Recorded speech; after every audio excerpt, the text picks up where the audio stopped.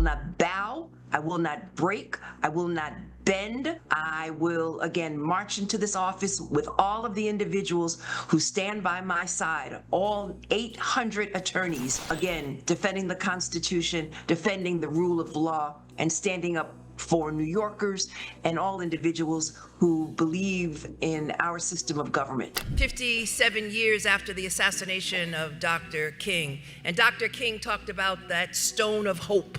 And it's that stone of hope that gives me a fire in my belly each and every morning. It's that stone of hope that allows me to wake up and to stand to Donald Trump and to say, Donald Trump, I'm not afraid of you. I am going to use the law both as a sword and as a shield and challenge Donald Trump. Tonight, a vocal political adversary of New York's Attorney General filed a letter of complaint with the state's second judicial district, urging an investigation into Letitia James. This comes in light of a criminal referral to the DOJ. Listen, the documents speak for themselves. The evidence is there. Right. One of the residences, she said, was her primary residence, so she could get a lower mortgage rate. Reporters have been knocking at the door. The neighbors have never seen her there. I mean, she has been caught red-handed, dead to rights. New York Attorney General Letitia James is in some deep trouble. It is coming from all sides. So at this point, Letitia James must feel like she's in a pressure cooker right now, because let's be honest, it is getting ugly fast. She's not just dealing with some online rumors or angry tweets. She's facing some real life criminal referrals, some official ethics complaints, and it's becoming a full-blown political war. No matter how you slice it, whether you think she's innocent or guilty, this type of smoke you just can't wave away. So let's get into it. And that has Rensselaer County Executive Steve McLaughlin, a Republican who was indicted by James 4 years ago, asking for her actions to go under the microscope. In a tweet, McLaughlin says that he is seeking disciplinary proceedings to determine whether she is fit to hold a law license in the state. He says he believes she is not, and that her license should be revoked. I asked him tonight whether this was payback for James indicting him for stealing campaign funds, something that a jury quickly acquitted him of. I completely believe in due process. And by the way, I haven't been a victim of Tish James's lawfare. I know what that's like. So I'm not calling for her to resign, but I do think that it's incumbent upon the judicial district to do a review here and see if she shouldn't be suspended in the meantime while these charges are pending. Trouble is piling up. So now this is America First Legal. This is a group run by Trump's allies, formed a formal ethics complaint against the Attorney General Letitia James. They sent this straight to New York's Committee on Professional Standards, which is basically the people who decide if you get to keep calling yourself a lawyer. So as you guys can see right here, America First is a national nonprofit organization working to protect the rule of law, due process, and equal protection for all Americans. We are writing to file a complaint against New York Attorney General Letitia James based on information that has recently made public. On April 14, 2005, the Director of U.S. Federal Housing sent a letter to the Attorney General Pan Bondi and the Deputy Attorney General Todd Blanche referring to Ms. James for criminal prosecution. They are not playing around. As shown below, the evidence indicates that Ms. James falsified bank documents and property records to require government-backed assistance, loans, and more favorable loan terms. While serving as the Attorney General for the state of New York, Ms. James purchased a home in Norfolk, Virginia. In the process, declared that she intended to occupy this property as my principal residence. This meant that she would be a full-time resident of Norfolk, Virginia.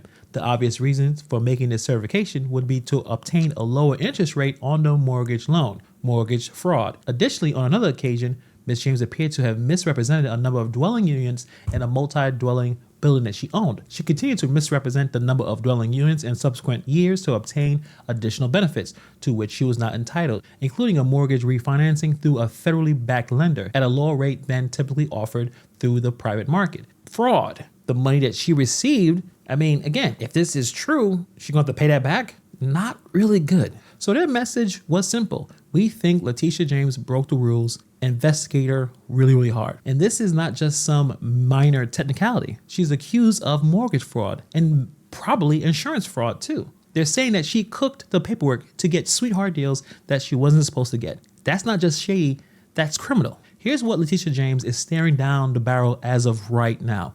Criminal charges from the DOJ, losing her law license if the New York Ethics Board decided that she violated professional rules. Because if you can't be trusted with a mortgage application, how the hell are you supposed to be trusted as the top law enforcement officer of New York? If she loses either battle, it's a disaster. And if she loses both, basically it's game over. No more attorney general, no more political clout, just another story of a high profile figure flying too close to the sun for doing stuff basically decades ago. The rules of professional conduct define fraud as conduct that has a purpose to deceive. Ms. James' material misrepresentations meet the definition and call into question her candor, trustworthiness, and honesty. If Ms. James took the actions described in Mr. Pruitt's letter, and those things have been violated, a lawyer or a law firm shall not engage in illegal conduct that adversarially reflects on the lawyer's honesty, trustworthiness, or fitness as a lawyer. Engage in conduct involving dishonesty, fraud, deceit, or misrepresentation. Not good. So Letitia is not just fighting one fight, she's fighting two wars at the same time. Federal pressure and now state pressure, because at the same time, Trump's allies are hitting her from every level, trying to get her disbarred. No law license, no attorney general, no political future. This is the classic squeeze play. If the feds can get you, then the state might. Even if neither puts her in jail, she might be too damaged to survive this politically. So right now, Letitia James is stuck between a rock and a hard place, a giant lawsuit-sized anvil dangling over her head. But this is really political, right? Let's be honest. No one is going to pretend that this is all about justice and the rule of law. Politics is dripping off this situation. Seriously, the ethics complaint didn't just come out of nowhere. It's filed by America First Legal, a group run by Trump loyalists. The same Trump that Letitia James made a career out of suing and investigating. So this is just a big beef right here. She went after Trump really hard, and now Trump's people are coming after her hard. This is revenge, plain and simple. But just because it's political doesn't mean the accusations are fake. And that's the scary part for Letitia James. She has to pray that every single document she signed, every single thing that she said about those properties were 100% squeaky clean. And according to the evidence, it's not. Because if it's not, politics won't save her, and neither will lawyers. Letitia could continue to say that these accusations are baseless. She's saying that the Trump crew is just throwing out mud there because she sued Trump last year for overinflating his assets. And she already lawyered up heavy hiring Abe Lovell, one of the biggest legal guns you can call when your career is on life support. But even with this legal A-team, there's no guarantee. Because once this case hits a disciplinary board, they don't need beyond a reasonable doubt like a criminal case. All they need is a preponderance of evidence. Basically just 51% sure that you messed up.